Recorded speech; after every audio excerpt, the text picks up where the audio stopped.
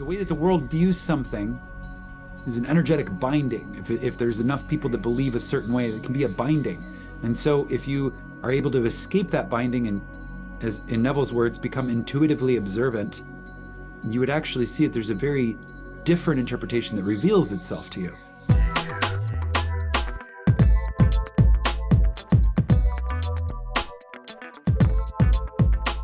Welcome back to another episode of Daily Neville. I am your host, Josiah Brandt, and Daily Neville is all about breaking down the teachings of Neville Goddard, making them easy to understand, easy to digest, easy to apply in 20 minutes or less.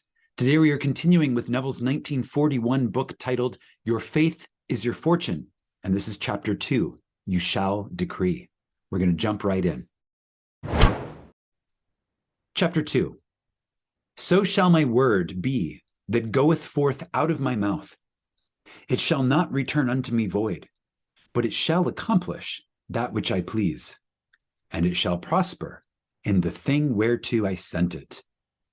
Isaiah 55:11. Neville writes, Man can decree a thing, and it will come to pass. Man has always decreed that which has appeared in his world. He is today decreeing that which is appearing in his world, and he shall continue to do so as long as man is conscious of being man.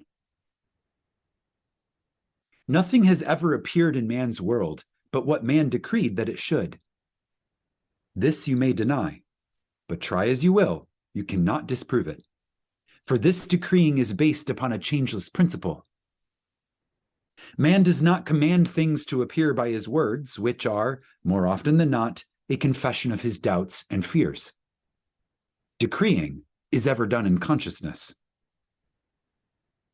Every man automatically expresses that which he is conscious of being. Without effort or the use of words, at every moment of time, man is commanding himself to be and to possess that which he is conscious of being and possessing. We're going to start there. Every man automatically expresses that which he is conscious of being. Now, we're going to draw in some other Neville ideas here that he's not talked about yet, but we know from other parts of his work and have explored in depth. So this is the idea of a state of being, a state of consciousness, a state of awareness of being, a man's state.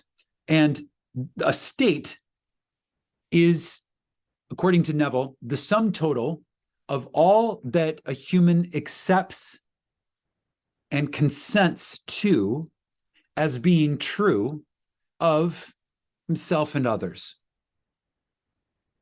All that a man believes and consents to as being true of self and others. That is a state of being. So that's a belief system, but not just, I believe this or that. It's a sum total of all of your beliefs, which, when summed up, almost like you're tallying them all up, that sum total is a state, and that state takes into account all of the aspects of your beliefs, all of the aspects of your worldview, all of the aspects of your consciousness, really all of the aspects of your programming and education and your identity.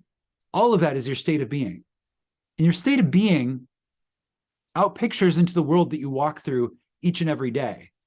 And the difference in states explains how two people can sit next to each other and experience a whole day together. Let's say, they could be attached at the hip and walk around and experience a whole world together and have the quote unquote the same experience all day long.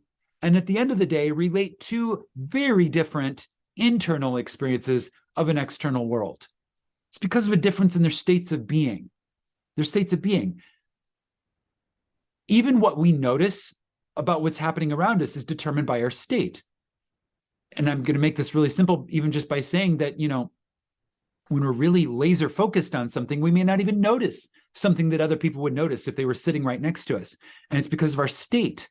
Our state of being on some level allows us to have that level of razor sharp focus, whereas other people, maybe their state of being doesn't include beliefs that they are able to focus, and thus they are easily distracted. I'm using it as just a very elementary example of these states of being and how they account for our different experiences day to day. And what Neville is saying here is that we are actually decreeing through our state of being, and we don't have a choice but to express automatically our state, that of which we are conscious of being.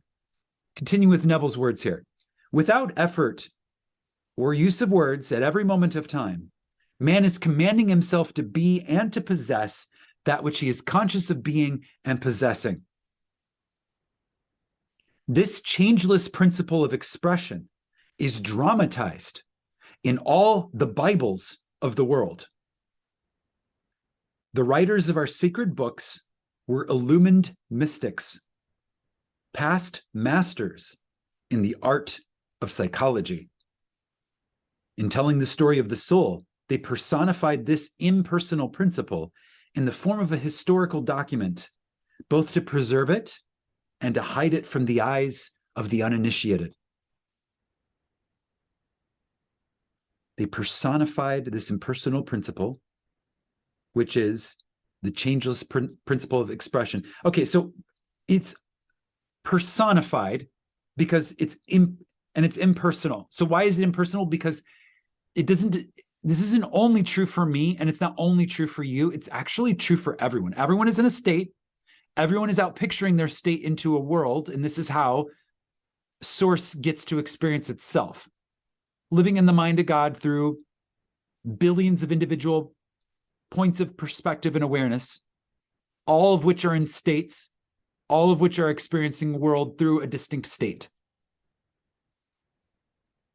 So it's personified in that this impersonal principle, which applies to everybody, is now condensed into characters and told as a story in the Bible. And Neville says it was put in the form of a historical document so that it reads like it's history.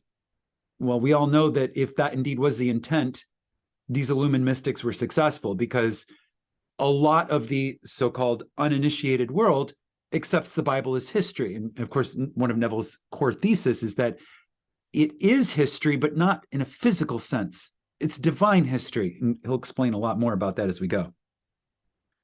Today, Neville writes, those to whom this great treasure has been entrusted, namely the priesthoods of the world, have forgotten that the Bibles are psychological dramas representing the consciousness of man. In their blind forgetfulness, they now teach their followers to worship its characters as men and women who actually lived in time and space. When man sees the Bible as a great psychological drama, with all of its characters and actors as the personified qualities and attributes of his own consciousness, then and only then will the Bible reveal to him the light of its symbology. This impersonal principle of life, which made all things, is personified as God. This Lord God, creator of heaven and earth, is discovered to be man's awareness of being. If man were less bound by orthodoxy and more intuitively observant, he could not fail to notice in the reading of the Bibles that the awareness of being is revealed hundreds of times throughout this literature. Neville's going to name a few of these times, but first I just want to mention here, if man were less bound by orthodoxy. So orthodoxy is the conventional interpretation or the inherited interpretation or what we're taught by others. Neville is saying if we were less bound by that, because in many ways that is a binding. The way that the world views something is an energetic binding. If there's enough people that believe a certain way, it can be a binding. And so if you are able to escape that binding and, as in Neville's words, become intuitively observant, you would actually see that there's a very different interpretation that reveals itself to you.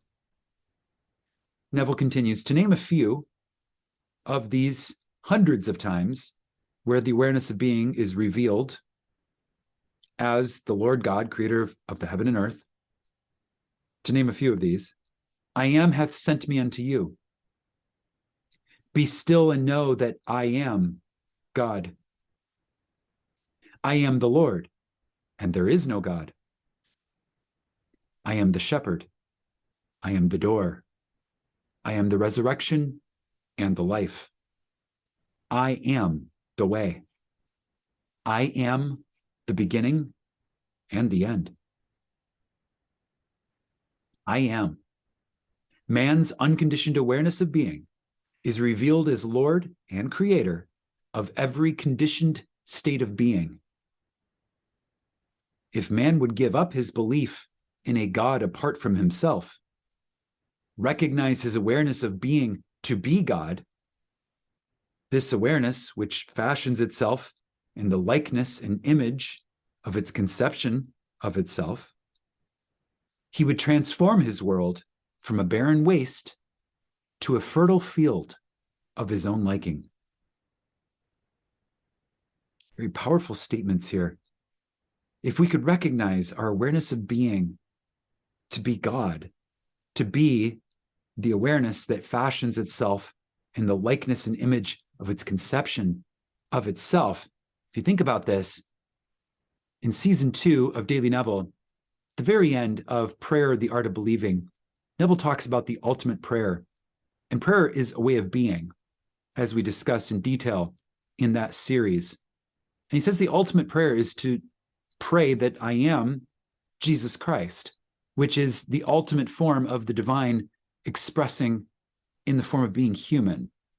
And really, if this unchangeable law of the universe is that our awareness of being fashions itself and its world in the likeness and image of its conception of itself, then to conceive ourselves to be in the state of Jesus Christ is to fashion in the image and the likeness of the divine ourselves and our world, which is a remarkable state of being and is an incredible invitation to sit with and ultimately to accept. Neville writes, "The day man does this, he will know that he and his Father are one, but his Father is greater than he. He will know that his consciousness of being is one with that which he is conscious of being, but that his unconditioned consciousness of being is greater than his conditioned state or his conception of himself. When man discovers his consciousness to be the impersonal power of expression, which power eternally personifies itself in his conceptions of himself, he will assume and appropriate that state of consciousness which he desires to express. In so doing, he will become that state in expression." What Neville is saying here is that when we discover our consciousness to be the impersonal power of expression, our consciousness to be that which forms ourselves and our worlds in the likeness and image of the conception of ourselves, when a man does that, he will assume and appropriate what he desires to express. And in so doing, he will take the power back and begin to express that state. And that's exactly what that is. It's when you realize that your consciousness will outpicture your state, you can choose your state. And then you can outpicture your consciousness through that state. Again, imitating the original act of creation. Neville says, "You shall decree a thing, and it shall come to pass," can now be told in this manner. So he's going to translate this, "you shall decree a thing." And he translates it as follows: "You shall become conscious of being or possessing a thing, and you shall express or possess that which you are conscious of being." Sounds like a prophecy. The law of consciousness is the only law of expression. I am the way. The only law of expression is the law of consciousness. I am the resurrection. Consciousness is the way, as well as the power which resurrects and expresses all that man will ever be conscious of being. Turn from the blindness of the uninitiated man who attempts to express and possess those qualities and things which he is not conscious of being and possessing, and be as the illumined mystic who decrees on the basis of this changeless law. Consciously claim yourself to be that which you seek.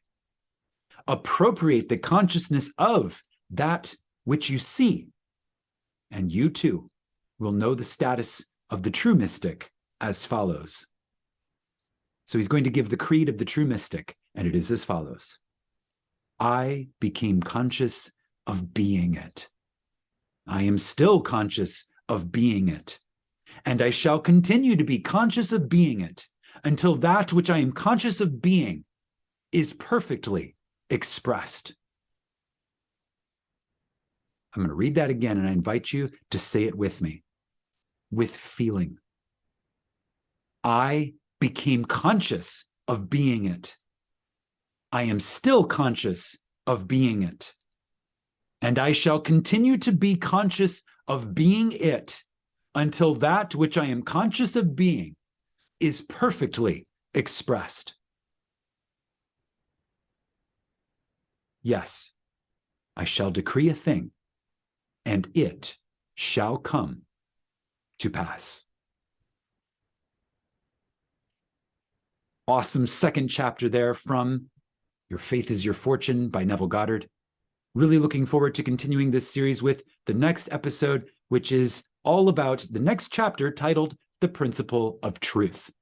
Until then, imagine wisely, my friends, and I'll see you in the next.